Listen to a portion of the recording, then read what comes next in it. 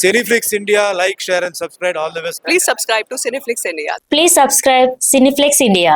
గత కొద్ది రోజులుగా బాలీవుడ్ భామ ఊర్వశి రౌతేలా పేరు మీడియాలో మారుమోగిపోతుంది. దానికి తగ్గట్టు ఆదివారం దుబాయ్ లో జరిగిన ఇండియా పాకిస్తాన్ క్రికెట్ మ్యాచ్ కూడా ఊర్వశి రౌతేలా హాజరై హంగామా సృష్టించింది. నిజానికి ఊర్వశి టాలీవుడ్ లో 2023లో అడుగుపెట్టిన ఏడాదికే వాల్తేర్ వీరయ్యతో పాటు ఏజెంట్, బ్రో, స్కంద మూవీస్ లో స్పెషల్ సాంగ్స్ లో నర్తించి భారీ ఎత్తున సందడి చేసింది. అయితే అప్పటికి ఆమె బ్లాక్ రోజ్ అనే ద్విభాషా చిత్రంలో హిందీ హీరోయిన్ గా నటించింది. కానీ అదింకా విడుదలకు నోచుకోలేదు. ఇక బాలకృష్ణ సరసన ఏ ముహూర్తాన ఊర్వశి రౌతేలా డాకు మహారాజ్ లో నటించిందో కానీ ఆమె ప్రతి కదలిక అందరి దృష్టిని విశేషంగా ఆకర్షించింది. ఆమెతో కలిసి బాలకృష్ణ వేసి స్టెప్పులు మీడియాలో పాజిటివ్ గాను నెగటివ్ గాను వైరల్ అయ్యాయి. దీనికి తోడు ఇటీవల ఓ సినిమా నెట్ఫ్లిక్స్ లో స్ట్రీమింగ్ కాగానే ఆమె సన్నివేశాలను, పాటను తొలగించారనే ప్రచారం జరిగింది.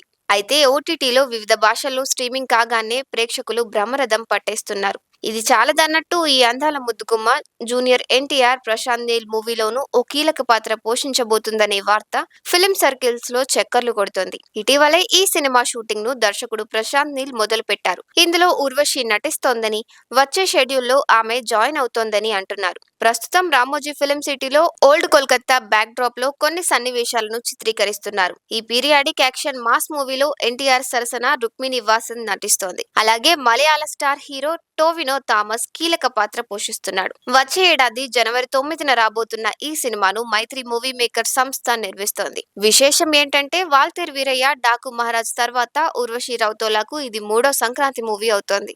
Cineflix India, like, share, and subscribe. All the best. Please subscribe to Cineflix India. Thank you.